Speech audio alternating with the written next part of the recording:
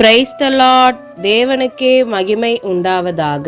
Maranatha revival search மூலமாக இந்த வார்த்தைகளை கேட்டுக்கொண்டிருக்கிற உங்கள் ஒவ்வொருவரையும் இயேசுவின் நாமத்தினாலே அன்புடன் வாழ்த்தி வரவேற்கிறோம். இன்று கர்த்தர் நம்மோடு பேசுகிற வார்த்தை என்னவென்று பார்ப்போமா? மத்தேயு 3:8 மனம் திரும்புதலுக்கேற்ற கனிகளை கொடுங்கள். ஆமென். அன்பு சகோதர சகோதரிகளே, இந்த காலை வேளையில் கர்த்தர் நம்மை பார்த்து மனம் திரும்புதலுக்கு ஏற்ற கனிகளை கொடுங்கள் என்று கூறுகிறார். முதலாவது, மனம் திரும்புதல் என்று சொன்னால் என்ன? நம்முடைய பழைய பாவ வாழ்க்கையிலிருந்து, பாவ வழிகளிலிருந்து திரும்பி தேவனின் சித்தத்திற்கேற்ப வாழத் தொடங்குவதுதான் மனம் திரும்புதல். உண்மையான மனம் திரும்புதலின் சாட்சிதான் கனிகள். இதை எளிதாக சொல்ல வேண்டும் என்று சொன்னால், வேதத்தில் தேவன் நமக்கு ஒரு உவமை கொடுத்திருக்கிறார். திராட்சை செடி மற்றும் கொடிகள். திராட்சை செடி என்பது நம் தேவனாகிய இயேசு கிறிஸ்து. கொடிகள் என்பது நாம். கொடியாகிய நாம் தேவனோடு கூட, திராட்சை செடியான இயேசுவோடு கூட இணைந்திருக்கும் பொழுதுதான் அது தானாய் கனி கொடுக்கும். நாம் கர்த்தரோடு, திராட்சை செடியான தேவனோடு இணையவில்லை என்று சொன்னால் நம்முடைய வாழ்க்கையில் கனி தர முடியாது. கனி தரும் வாழ்க்கை நாம் வாழ வேண்டும் என்று சொன்னால் தேவனோடு, கொடியாகிய நாம் செடியாகிய தேவனோடு இணைந்திருக்க வேண்டும். அப்பொழுதுதான் மிகுந்த கனி கொடுக்கிறவர்களாய் நம்மால் மாற முடியும். அதே போலதான் ஆவிக்குரிய கனிகளை குறித்து நாம் பார்த்திருக்கிறோம். அன்பு, தயவு, சந்தோஷம், நீடிய பொறுமை, சாந்தம் என்று சொல்லி 9 கனிகளை நாம் வேதத்தில் பார்க்கிறோம்.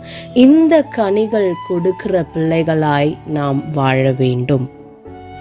இந்த வார்த்தையை அந்த நாட்களில் யோவான் ஸ்நானன் யூதேயாவில் இருக்கிற வனாந்திரத்திற்கு போகிறாரு. அந்த இடத்துல போகும்பொழுது அவர் ஆண்டவரை பற்றி பிரசங்கம் பண்ண ஆரம்பிக்கிறாரு. அதில் முதலாவது அவர் என்ன சொல்கிறாருன்னு பார்த்தோம்னா, மனம் திரும்புங்கள், பரலோக ராஜ்யம் சமீபித்திருக்கிறது என்று சொல்கிறாரு.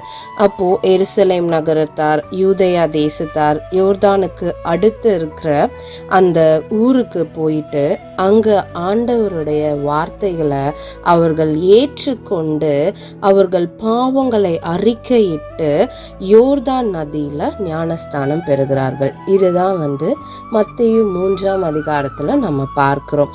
அப்பொழுதுதான் யோவான் ஸ்நானகர் சொல்றாரு, மனம் திரும்புதலுக்கு ஏற்ற கனிகளை கொடுங்கள் என்று. அதனால் நாம் ஆண்டவருடைய வார்த்தைகளை கேட்கும் பொழுது, அவருடைய வார்த்தைகளை விசுவாசிக்கும் பொழுது நிச்சயமாக ஒரு மனம் திரும்புதல் நம் வாழ்க்கையில் நடக்கும். அந்த மனம் திரும்பும் பொழுது நல்ல கனி கொடுக்கிற பிள்ளைகளாய் நாம் மாறுவோம். என்னென்ன காரியங்கள் நம்மிடத்துல இன்னும் ஆண்டவருக்கு பிரியமில்லாத காரியங்கள் இருக்கிறது என்று நம்மை நாமே சிந்தித்து பார்த்தோமானால் நமக்கு தெரியும். அந்த காரியங்கள், ஜன்ம சுபாவங்கள், இன்னும் நம்மால் அழிக்க முடியாத சில கிரியைகள் நம்மிடத்தில் இருக்கலாம்.